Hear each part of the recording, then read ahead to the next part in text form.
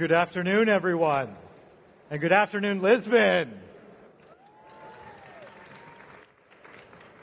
We are here at this panel to talk about something that is going to touch not only the lives of the people on this stage, but the lives of everyone in this room, and very soon the lives of pretty much everyone on the planet. AI is such a hot topic and a buzzword, but we're here to talk about diversity in AI and how it relates to how AI will deliver experiences to people that may reflect one viewpoint versus another. We've got a star-studded panel today. They're all experts in AI. Let's start off by everybody just introducing yourselves so that everybody in this room knows exactly who you are and what you do. Let's start with you, Nyanchama. Hello, everybody. My name is Nyanchama Okemwa, and I am the president of INA. INA is the largest anti-racism organization in Europe. Thank you. Thank you. Hi, everyone. My name is Joyanne Boyce. I am the founder and CEO of Include AI. We're building a platform to detect bias in language imagery. Think about like the Grammarly of bias detection. Thank you. Hello, everyone. My name is Moojan Asghari. I'm the co-founder of Women in AI, which is a nonprofit organization aiming to support women in getting more participated in AI.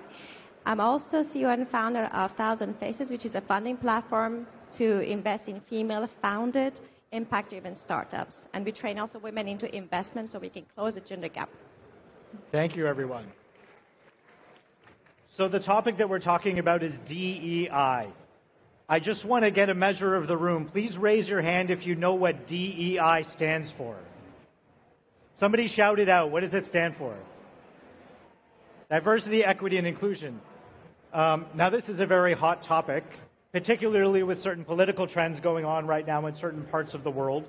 But let's talk about it. When we talk about DEI in AI, what does this mean?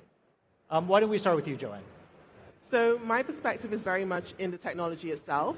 AI is known to repeat the biases we have in society. So a lot of the things that DEI in HR is trying to combat, we're trying to build it into the tools itself. A lot of the tools are known to bias and favor white men more than women, and favor whiteness and Americanness more than any other culture. So that's what it looks like for me. However, in order to do that within the tool, you need to have the people building the technology and an understanding of the impact on society. Moojan, you've been a strong advocate for diversity in AI. What does diversity in AI mean to you? Well, we're talking about a technology that is touching every aspect of our lives today. And it's, for me, insane to think that half of the population are not participating in creating this technology for us, but they are getting the benefits and also disadvantages of it. So when it comes to AI, it's so crucial to think about what kind of values we're putting in these systems. And the topic of ethics comes very, very important because we're all biased. All of us. I'm biased, you're biased, all of us are biased. The point is that we're trying to make these programs as unbiased as possible. Obviously, it's not 100% possible, but this is the point, this is the goal. So we really need to make sure that we gather diverse talents and diverse perspectives together in order to build these technologies. And unfortunately today, we don't have enough diversity. We have lack of female representation, lack of BIPOC groups, people of color, and this is an issue that we're facing today. We're having products that are biased, and they are not just to the population, that their data is not in the system. So this word that you mentioned, bias, is really important. And I like how you framed it because you said you have a bias, I have a bias, everybody in this room has a bias. So I guess the question is, if everybody has a bias, how can you train an AI algorithm to not have a bias? You don't. So AI tools and all AI tools, in my opinion, are like puppies, essentially. Whoever a puppy's around, it will adopt favoritism. And that's the same way these tools are built. So whatever the people building it are doing and their favoritism, whoever they're biased towards, is going to be embedded in the tools. Whatever data set is built on top of is going to be embedded in the tools. AI will always be a puppy. We'll never debias it, but we can make it fairer. Moojan Chama, so if AI has a bias and there's no way to remove bias from AI, what's the solution here? Well, it's important, first of all, to understand that there is bias, which is just a normal choice that we make as human beings, and there is structural bias that is systemic and embedded and has got very profound implications on targets of structural exclusion. So walk us through this. How does structural bias become part of an AI algorithm? Well, if the developers, the people imputing the data, are themselves colored by this vision that is very kind of, coming from one particular perspective in the world, one particular education, one particular way of seeing things that does not have the possibility to absorb those diverse, multiple, and heterogeneous voices or experiences, then obviously it's right there in the imputing. What you impute in your algorithms will be very much influenced by the person imputing it. DEI allows for these people imputing to have exposure to all these other perspectives and to include them in their algorithmic imputations. So is the end result of this, just having an infinite number of AI algorithms based on the input that went into it? So, yes and no.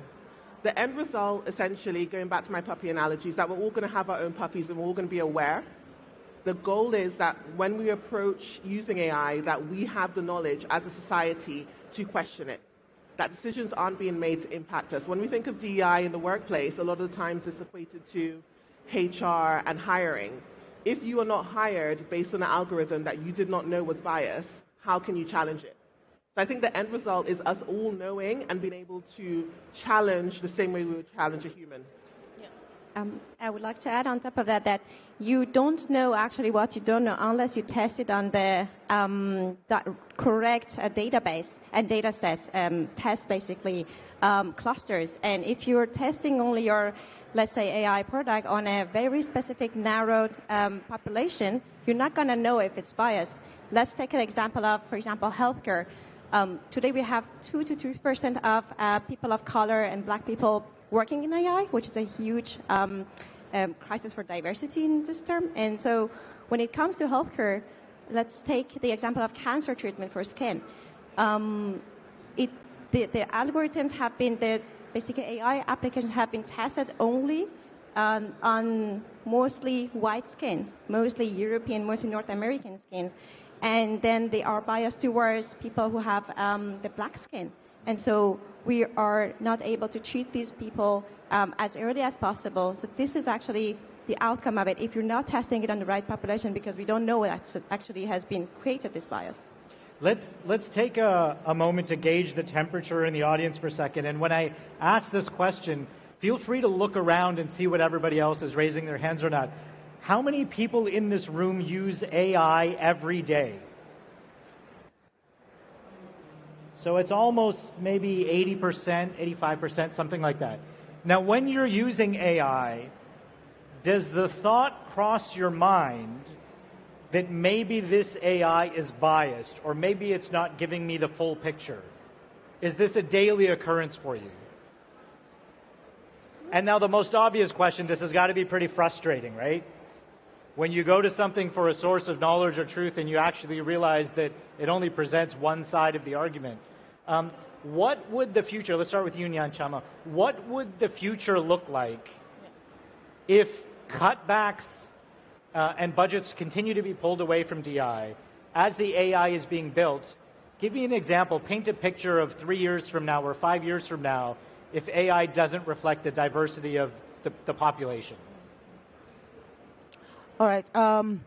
No, first of all, we need to know that we are all kind of comrades, we are experts in our fields, and we do not tolerate or condone a glitch in the system. There is something that is not working. How can we accept just perpetuating ad infinitum a glitch, and we are aware that there is a glitch in our system. Let's say that this whole algorithm is dealing with an aeroplane. And, and the pilot says, hey, wait a minute, there's a glitch in the aeroplane, but, you can all come in, there's no problem. It will sort itself out. No, people are gonna, no, So we have to treat this with a sense of urgency. And we have to understand that if this glitch is going to be perpetuated, we're creating generations of really embeddedness, of wrongness that is being normalized by AI. So we actually need to, We actually need to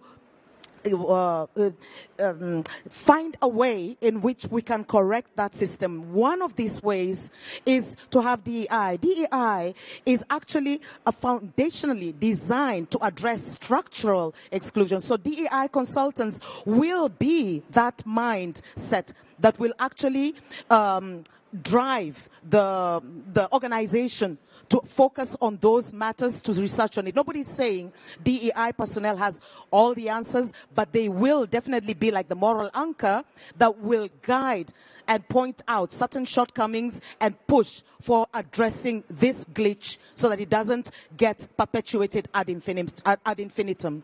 I love that analogy of a glitch. For those of us that are like tech nerds or geek nerds, we hate glitches. We have engineering teams that respond 24 hours a day when there's the smallest little glitch in our system. They respond right away and they fix it.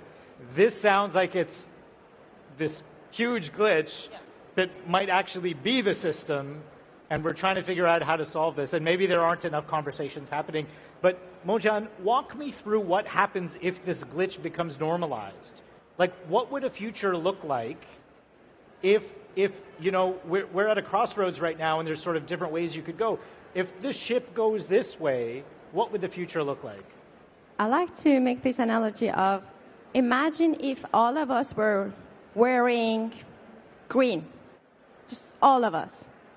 And how could we even understand if, first of all, okay, let's put it this way. If we all think that green is the best color in the world and we're wearing it, so if today Mohammed comes with an orange color, we were like, what are you wearing today, Mohammed? Shame on you. How could you do this? Oh, this is our value, we all wear green. And then we don't have that tolerance. So I see that very similar to a future that if we don't have that diversity in the AI, we don't have first that tolerance, we don't even have that opening of the mindset to think differently. And then to embed it in our systems. So this is what I see that as an issue, that today is a very strategical, important moment of our actually technological history, that we have the chance to build this technology and it's advancing on a crazy, outstanding speed. So we really need to catch this wave of advancement today and put in place DEI. And DEI, what we're talking about is we're talking about very fundamental values of ethics, of what is right, not for just a small group of people, for everyone. Let's, Joanne, I want to ask you this question. What's the current state of DEI or diversity in AI? Because you do a lot of work in this field. Mm-hmm. You're sort of what we would call in the trenches, right? You're out there fighting this battle. What's the current state today? So in terms of AI researchers, about 12% are women. That's it? Yeah. 12%? 12%. In terms of engineers, it's I think about 20% last time I checked. It's growing. A lot of people are converting from other fields into AI, but it's not enough. And that's just looking at gender. We're not even talking about all the other intersections that we're trying to shape and really get out there. But one of the biggest things that worries me is a lot of people are adopting OpenAI as their underlying platform and selling HR tools to DEI professionals without making them aware that these tools are biased in themselves. So going back to your question about what the future looks like, we're in a very pivotal moment of either shaping a future where we start to bring equity and equality to workplaces using the tools, or we go backwards. We go backwards to that 12% becoming nothing. So that's the choices we need to make now. All right, the 12% number is really shocking to me. And when you said 12%, I actually turned and I looked at the audience to get a sense of like, I'm guessing everybody here is interested in AI. Some of you might even work in AI. There's almost a 50-50 split when it comes to gender, and yet the people that are building these models, there's no split at all. I want to talk very briefly about sustainability in AI, because this is really important. And then I'm going to get to a controversial question, but let's save that for the end. But let's talk about sustainability in AI. What does that mean? So actually, when it comes to sustainability, people think AI is just a bunch of codes, it's software mainly, but we actually forget that AI is a very energy-hungry technology. It's running on material. It's running on actually mining industry. So what we talk about AI is about, for example, raw mineral industry, where we need to get the cobalt out of the earth. We need to get lithium out of the earth to create our microprocessors and so on. And there have been so many studies recently coming out that just a single LLM model to be built, it requires a whole country of Ireland, something like that. And I was like, this is insane that we are using so much energy to build technology. And one question comes here is that how are we making these decisions? Who are these people who are making this decision? Very fun fact is that there are many studies showing that women tend to invest and make decisions that are more environmental friendly. Female founders, because I work a lot with female founders, are actually one of the main female founders create twice more impact in the companies. Their turnover reduces. The whole basically company and business mind is very much more sustainable. So this is just one example to show you that we really need diversity in the field. Not only women, of course. We need diverse minds, diverse talents, in order to make this technology inclusive and fair for us humans and for the environment. Thank you. So let's talk about what's timely right now. In North America, but also other parts of the world, there's a push back now against DEI. Sometimes it's referred to as DEI. Some people talk about it as wokeness or being woke. Sometimes they're kind of tied together. If you've been on certain major social media platforms, you'll know that now the owners of those social media platforms are really pushing against DEI. And they're working to filter out DEI from the way that they run their organizations. The argument there is that DEI and what they consider meritocracy sometimes clash. And it seems as though there are certain trends happening now in the world where DEI is being forced to take a back seat, and what they call meritocracy is being pushed to the forefront. I want to give everybody a chance to just chime in on this, because if we talk about the trenches, this is the battle that's being fought. What are your thoughts on this? Let's start with you. No, I'm really glad that you bring up this question, because in those areas, they refer to DEI as didn't earn it, to actually emphasize on that issue of meritocracy. But the point is, it's all about whose knowledge, who's the knower, who's the expert, who is respected. The epistemic injustices of excluding all these other potential ways of perceiving the world is actually, is really myopic. We are shooting ourselves on the foot if we define meritocracy from one particular cluster of the community as being, let's say, the owners' autonomy, having autonomy over ratio, having autonomy over determining what is merit, what is knowledge, what can pass as, being acceptable in society. This is a missed opportunity if we do not look into multi-perspectivity that is actually reflective of our changing world, that will help us to navigate precisely those areas that we do not understand. We have seen, for example, some amazing AI products, like in Kenya, we have M-Pesa. It is a product that cannot be replicated here, and there must be many more, but then they are not given any space or time or even value that they are worthy to be, accorded the same recognition as other kind of products that are being produced elsewhere. So we need to allow for these diverse voices because it can only enrich us. And what are we if we don't allow AI to enrich us? I'm just going to say one more thing. AI, as somebody who has been an activist and a human rights defender for more than 30 years, we know how tedious this is and how slow that is. So we cannot pretend that it does not exist. It is just a missed opportunity if we cannot algorithmically tackle this problem so that it actually gets resolved in the high speed that AI promises to be. So we need to just change our way of thinking and understand who is the knower and whose knowledge is being promoted, which one is being silenced and excluded and erased, even denied by AI. I just want to highlight for the audience, there were some people that were saying thank you as you were saying that. So thank you for elucidating that. I want to give both of you a chance to wrap things up as we finish this panel. But just touching on what you said earlier, you talked about a sense of urgency. As alternative AI models are being built, they're being openly showcased as, quote, a source of truth. I get terrified when I hear this as a journalist, because whenever people talk about truth, my first question is, well, whose truth?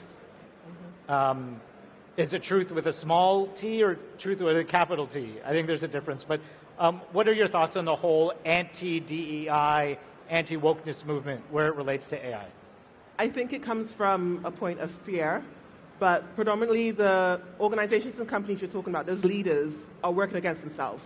They're going to become old and they're going to develop a disability at some point in their life. So they're building tools that's going to harm them in the future. It's very short-minded. If we're not building tools to be inclusive of everyone, we are always hurting ourselves. And I think a lot of these organizations and companies and tech leaders are limited in that viewpoint. That if we are building a future where robots are going to help take care of the elderly, are you not saying that you don't want it to look after you? Are you going to have it work against you? I also think there's a huge opportunity, and this is why the field I work in, of using these tools to help combat these things. We as humans are biased. We make decisions based on our own experiences. We can't see everything. We can't have every lived experience, but we can use these tools to help us understand the differences and the things that we are working against. No decision should be made by one human or one AI. I think it should be a combination, but acknowledging the biases that are in play at all times is the best way to work. Thank you. Moojan, I want to give you the last word on this. Sure. I think when we talk about merit, we actually need to make sure that we're talking it in a fair playground. When we were talking about if somebody needs to, if somebody wants to get this job, then the doors are open, come in. Well, all these programs that the companies have put, the budgets in it. During COVID, for example, there were $12 billion invested in DEI, and 90% of them are now scaled back. This is a huge issue. And I think what we need is to think about retaining those talents that we have, and that's a huge opportunity. And by thinking that we're reducing costs by this way, we're actually just very short-sighted, seeing some cost saving here, but then we don't see the long-term effect of it, that we are losing this innovation, this performance, this innovation in the long term. So it's not really cost saving. Thank you. Thank you all for your patience and your attendance. Can I just point out one last thing? I got to give a shout out to the Web Summit team, because sometimes when you go to AI panels, it's everybody from one particular perspective. These are all leaders in their fields. They're actually out there doing the work. And I think we need more diversity in panels like this. So shout out to Web Summit for making this happen. Thank you, everybody. Thank you to all of our panelists. Thank you, Mohammed. Thank you so much. Thank you, everyone.